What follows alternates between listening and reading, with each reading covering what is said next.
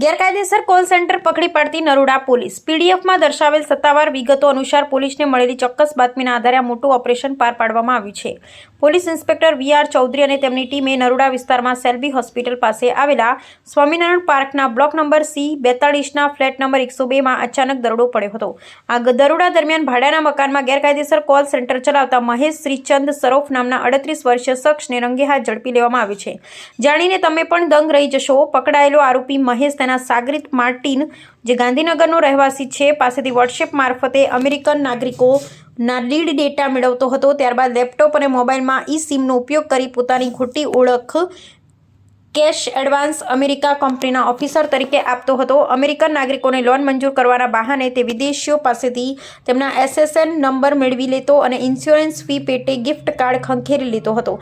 આ gift card તે માર્ટિનને આપતો, જે તેને ભારતીય ચલણમાં ફેરવી આપતો હતો અને તેમાંથી 65% હિસ્સો મહેશ રોકડમાં વસૂલતો હતો।